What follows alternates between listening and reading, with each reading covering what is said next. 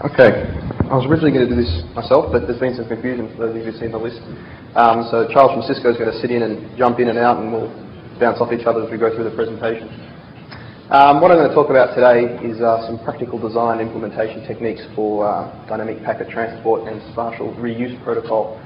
So we're going to throw another coin into the hat, I guess, in terms of the technologies you've seen today. It's been a good fit for the three presentations today in terms of the technology. So what I want to cover today as we go through is just a design overview. What are we trying to achieve with this new technology? How will it benefit us? What are the advantages? Why should we be looking at using rings that are optimized for packet transport only? Some current design techniques that people are using for packet optimized rings. How we can remove the transport layer from our network and hopefully get to some type of IP over glass technology.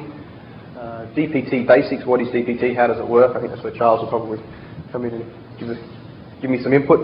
Robustness and resilience, how can we use this technology in an environment where telcos demand the resilience and the robustness that we all see in the networks today. And then a very brief look at a planned case study which we'll be carrying out in the next 60 days at VersaTel Telecom in the Netherlands. So I'll push on. Okay, so basically the brief is to effect the migration from a traditional transmission technology to a next generation platform optimized for the transmission of purely packetized data. That's what we're going to try and aim for through this talk and see how we can achieve that today. So why should we be looking at packet rings? Basically what we're trying to do here is lower the cost, capital expenditure to build ring architectured networks. So if we can remove SDH and SONET ADMs, add-drop multiplexers from our network, we can significantly reduce the cost to build this infrastructure. We want to find more advantageous use of bandwidth, more efficient use of bandwidth. So we can look at things like statistical multiplexing and spatial reuse to make sure we can use all the rings as efficiently as possible. And we want to try and get our management infrastructure as simple as possible. So let's look at how we can find a single management infrastructure. Jump in whenever you want. Okay, the current design we're all familiar with is two rings, counter-rotating or counterclockwise, depending on how you want to look at it. Breaking off SDH tributaries, OC3 or above, onto, I'll put packet over SONET, breaking off onto our router. So that's the design we're all very used to. So we're going to look at this, we're going to try and look at this, see how we can remove those ADMs, but still keep the resilience and robustness of that design that we're all used to, so we can keep up SLAs, etc., etc. Okay, so while this design is robust, it can be inefficient when dealing with purely packetized data. As you all know, there are dedicated time slots for protection. So basically, we reserve one ring at all times for protection. We have to commission provision circuits. Regardless of the actual bandwidth use of that circuit, customer might want a PVC at whatever rate, but they may be sub that rate 90% of the time. So we can't really statistically multiplex our customers to achieve the highest and most efficient use of the bandwidth in our network. So we're going to look at ways to overcome that. And as we remove transport layers from the network, we can reduce cost and complexity, which is something we're all certainly after nowadays. So what we're used to seeing in terms of configuring a normal network over SONET, for example, is we'll have a router with a commissioned PVC across the working ring and one protection ring backed up, for backup. So we actually have to have the reserve bandwidth on the working. We have the reserve bandwidth, number one, on the working ring. And number two, we have the protection which is enforced on us. So we have a double hit there because we've got a fixed circuit. The customer may not be using all the bandwidth that he's requested in that. So we're actually taking a hit on the customer's behalf. So what we're going to try and do is now remove that. So let's have a look where we are today. Traditionally, we can see, is there a laser pointer up here? Is there a laser pointer? Laser pointer. If you had one, there was one up here. Anyone have a laser pointer? Doesn't matter. It's okay. We're all used to seeing IP over ATM or IP over frame running on a SONET backbone that's a pin. With an optical carriage system, IP over ATM. Today we're at the packet over SONET type stage. Where we're trying to go to lower cost, complexity and overhead is towards the IP over glass solution. Get out the ADMs and just pop the IP straight onto the glass. Obviously there are framing issues, etc., etc., but we'll look at those as we head towards tomorrow. DPT, what is it? and let's look at the basics. DPT is also ring architecture, except we remove ADMs and put in routers with DPT cards. Two loops, architected slightly differently. We have one outer ring, which has two functions. One is to contain the outer ring data, and two is to contain the inner ring control. And then the inner ring does the opposite. It contains the outer ring control and the inner ring data.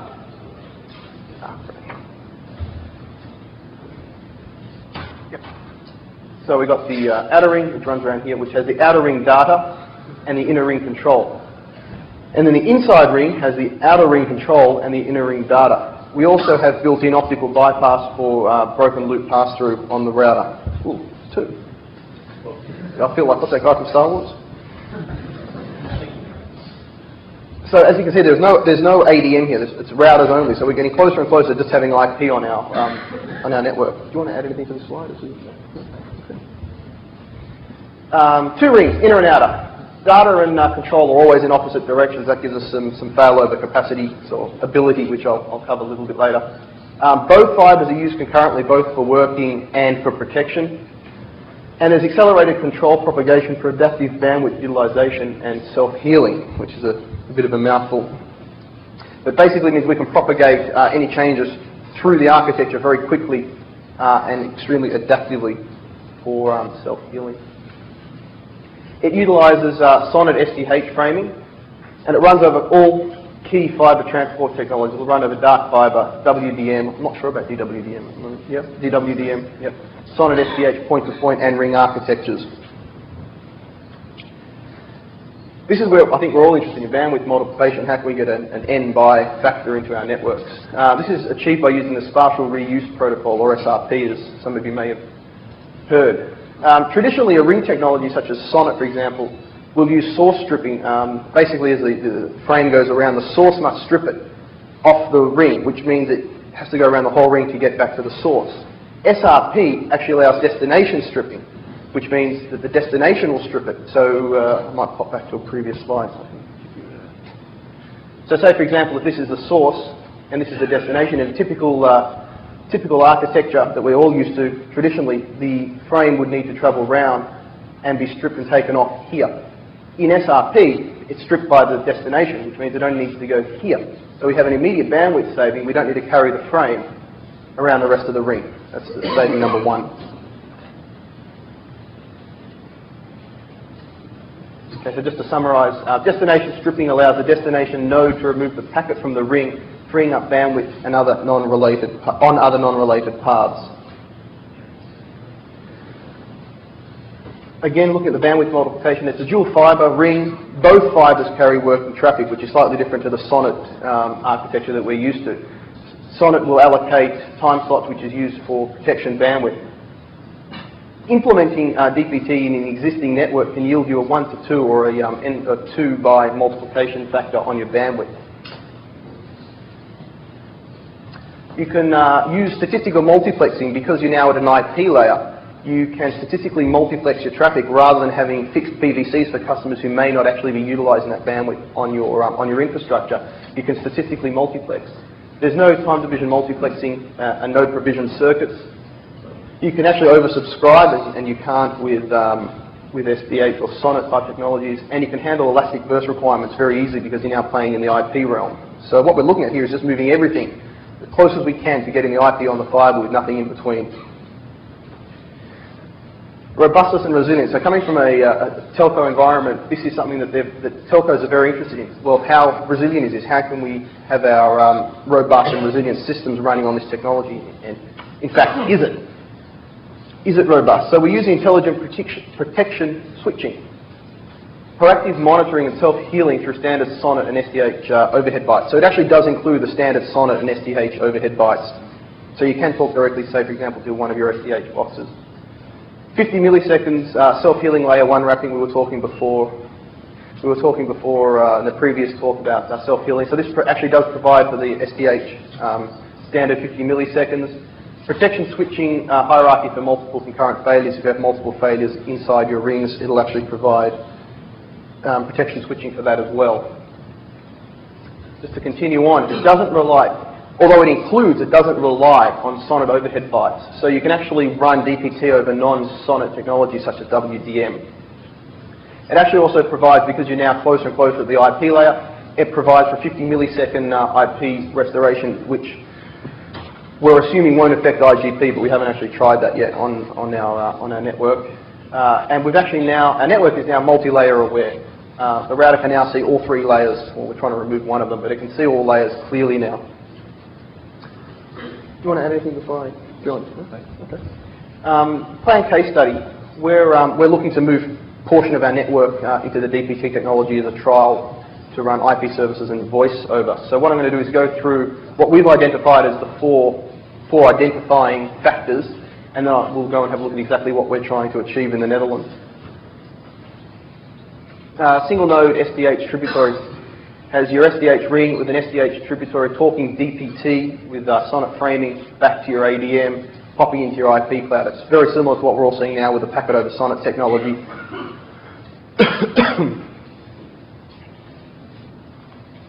Then we've identified a semi-hybrid, which is popping routers on either end of your SDH network, your SONET network. However, the IP is actually end-to-end. There's no permission to PVC between the ADMs. So your IP is end-to-end. And then there's a hybrid network, which is popping a SDH tributary at OC3 or above at either end, popping it off another ADM at somewhere else in your network, running it across a cloud of whatever transmission technology you wanted to choose, whether it's IP, frame, SONET, APM, whatever. And then back to a separate router. This is quite actually useful for dispersed networks.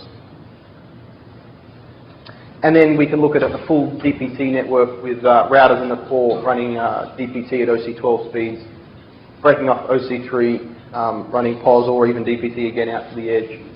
IP end-to-end again. There's no SONET, there's no ATM, there's no frame.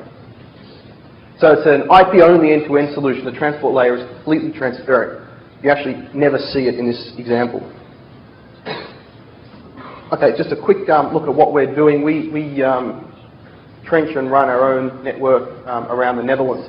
So we've currently got some fibre running at the moment from Amsterdam to Den Haag to Rotterdam, Antwerp, down to Brussels, and then back up to Amsterdam in a loop. We're aiming to move this loop on a spare pair at the moment onto a DPT backbone for some voice trials. So we've identified a 3-phase implementation. We're going to go to the semi-hybrid trial, which is just running this on a point-to-point DPT link. Then we're going to go to a full hybrid trial, which is actually lighting all these with DPT on the loop, but breaking off on the switch on an OC3 tributary, not necessarily straight off the SONET. And then a full DPT loop running DPT on the entire lot, breaking off DPT everywhere. So unless you wanted to add anything, I think I've come to the end of the presentation. It's not up there at the moment, but if anybody wants this presentation, it'll be available at this address when I get off the stage, or you can email me. Yeah. Any questions? Okay, great. I hope I can answer them. Quick question. My name is David Kaufman. I'm from Argonne Networks. A lot of your test phases seem to show running DPT on what's essentially just a point-to-point link. Yep. And I'm wondering what the advantage of that is over, just standard packet over SONET.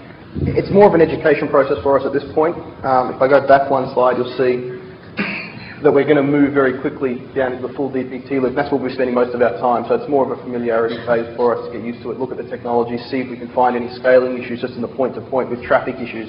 For example, pushing large amounts of traffic over it. I know there have been some trials, I think, in Germany. Some other people here might be familiar with. To answer your question directly, the point is actually the major difference if you were to build this on a POS as opposed to on a ring using SRP is that on a POS it will be one IP hop away. So you're actually doing IP packet processing in every hop that you actually pass through. On an SRP ring, as you're not interested in receiving the packet, it just bypasses through the node and it just gets forwarded onto the next node, and then whichever node is interested in receiving the packet, that's the packet that will actually receive the packet and then strip it off from the ring if it's a unicast packet and then send it out for processing the layer 3. That's a big difference between the two of them. But in the strict point-to-point applications, which were several of the steps along there, is there really any effective difference? For instance, when Amsterdam and Brussels are a DPT link and the rest of it isn't, does it matter? Ideally, if you have if let's say for example there's only one span that's only the ring, then what happens is that on the other, because remember you're dealing with a ring, so you have like a east-west kind of connection. So if only one span is a ring, then the other side of the ring will wrap, right? You need to have, to be able to do like a test, you need to have a ring to do a test, and you can actually break the fiber to form a wrap. Thank you. Hi, my name's Evan Moore.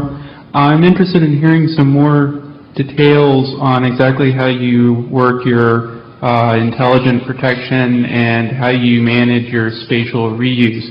You just sort of breezed over those as they're here, we do them. How do you do them? Okay. Why don't I go back to the slide? Do you want to cover it?